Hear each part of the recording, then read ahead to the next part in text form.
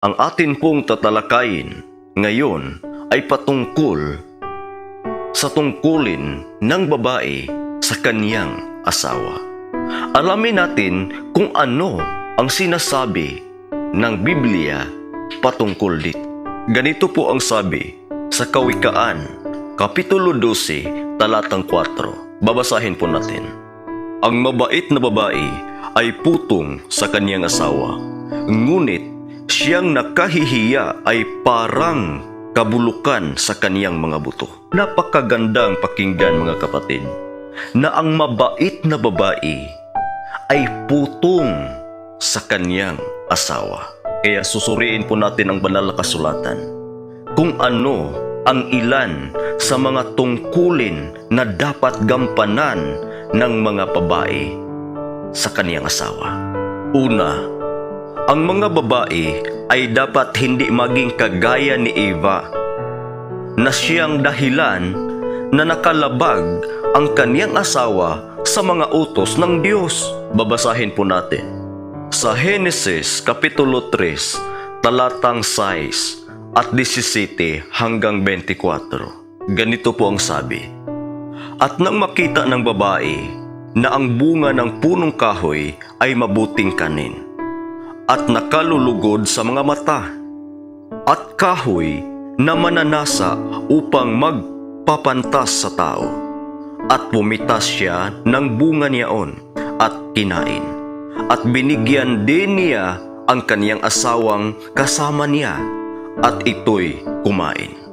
At kay Adan ay sinabi, sapagkat iyong dininig ang tinig ng iyong asawa at kumain ka ng bunga ng punong kahoy na aking inuutos sa inyo na sinabi, huwag kang kakain yaon. Sumpain ang lupa dahil sa iyo. Kakain ka sa kaniya sa pamamagitan ng iyong pagpapagal sa lahat ng mga araw ng iyong buhay.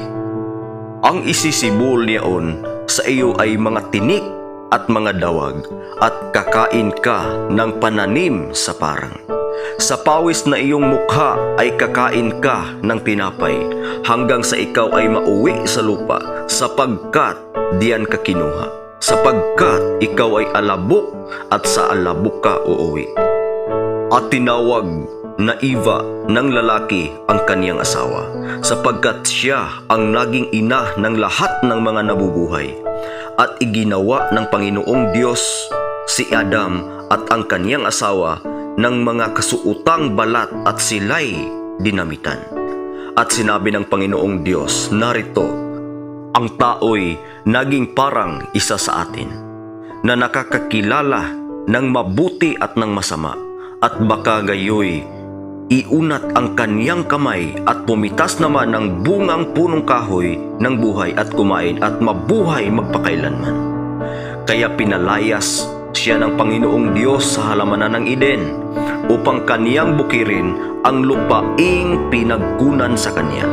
Ano pat itinaboy ang lalaki at inilagay sa silanganan ng halamanan ng Eden ang mga kerubin at ang isang nagniningas na tabak na umiikot upang ingatan ang daan patungo sa kahoy ng buhay. Pangalawa, ang lalaki ang pangulo ng kaniyang asawa. Ganito po ang sabi sa Efeso 5:23, sapagkat ang lalaki ay pangulo ng kaniyang asawa, gaya naman ni Kristo na pangulo ng iglesia, na siya rin ang tagapagligtas ng katawan. Pangatlo, kailangan ang babae ay gumagalang sa kanyang asawa. Babasahin po natin sa Efeso 5, talatang 33. Gayunman, ay umibig naman ang bawat isa sa inyo sa kani-kanyang sariling asawa, gaya ng sa kaniyang sarili. At ang babae ay gumalang sa kaniyang asawa. Pang-apat, kailangan ang babae ay mamahalin niya ng lubos at pasakop sa kaniyang asawa. Ganito po ang sabi ng banal na kasulatan. Babasahin po natin. Tito 2, talatang 4 hanggang 5, upang kanilang maturuan ang mga babaeng may kabataan na magsisiibig sa kani-kaniyang asawa, magsisiibig sa kanilang mga anak, mangagpakahinahon, mangagpakalinis, mangagpakasipag sa bahay, magagandang loob, pasakop sa kani-kaniyang asawa, upang huwag lapastanganin ang salita ng Diyos. Panglima, mga babae, pasakop kayo sa inyong asawa. Dahil ganito po ang sabi sa libro ng Kolosas, Kapitulo 3, talatang 18. Mga babae, pasakop kayo sa inyong asawa gaya ng nararapat sa Panginoon. Ito po yung utos ng Panginoon sa mga asawang babae na kailangan pasakop sila sa kanilang mga asawa. Pero kung ang lalaki ay mag-utos sa kaniyang asawa na hindi kalooban ng Diyos, so ang pagsunod dito ay hindi nararapat sa Panginoon. Ang sabi ng Biblia, kailangan na pasakop ang babae sa nararapat sa Panginoon.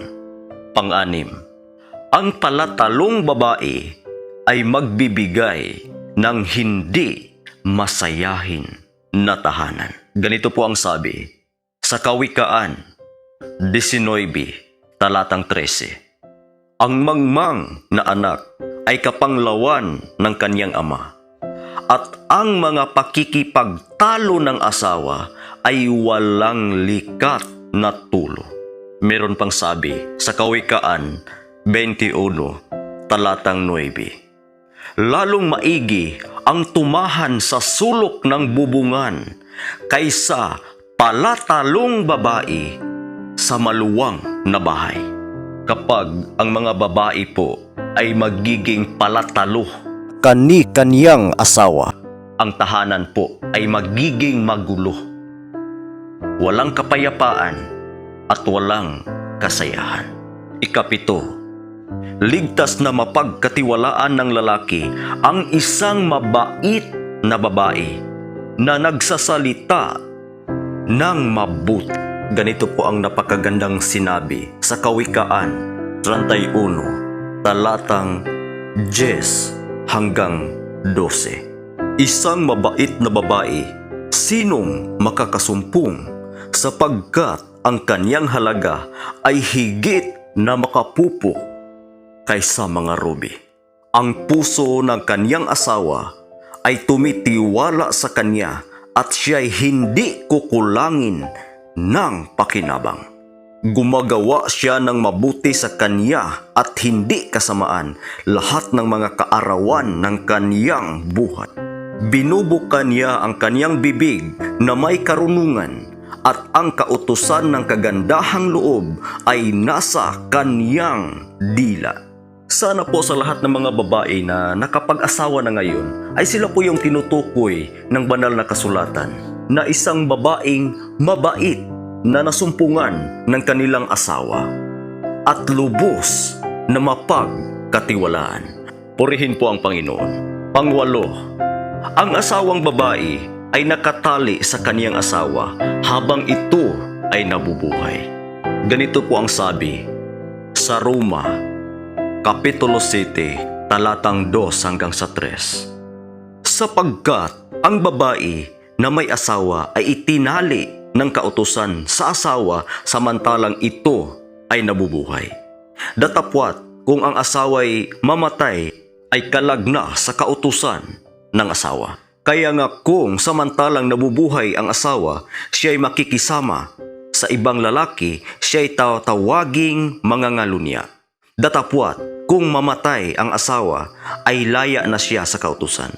Ano pat siya'y hindi na mangangalunya, bagaman siya'y makisama sa ibang lalaki. Ito po yung tinatawag na till death do us part, na walang ibang makapaghiwalay sa binuo ng Panginoon kundi ang kamatayan lamang. Kaya po kung iiwan ng asawang babae ang kaniyang asawa at maghahanap ng iba, ang sabi ng Biblia, siya po ay nangangalunya.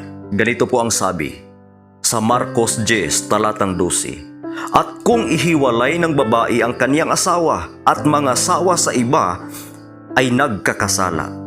Siya ng pangangalunya. Ito po yung mga ilan sa mga tungkulin ng mga babae sa kani-kanilang mga asawa. Sa pagtatapos, mayroon po akong mensahe para sa mga magulang na mayroong mga anak na mga babae, na kung ang bawat kabataang babae ay tinuruan ng mga alituntuning ito ng kaniyang mga magulang, siya ay magiging maingat sa pagpili para sa isang asawa.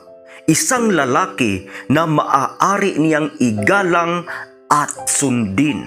Napakahalaga po ito na malaman at maituro sa mga kabataan, lalong-lalo na sa mga kababaihan. Kaya ang panawagan ng Diyos sa mga magulang, ating mababasa sa Kawikaan, Kapitulo 22, talatang 6. Turuan mo ang bata sa daan na dapat niyang lakaran, at pagka tumanda man, siya ay hindi niya hihiwalayan. Biyaya ng Diyos ay sumasa ating lahat. Amen.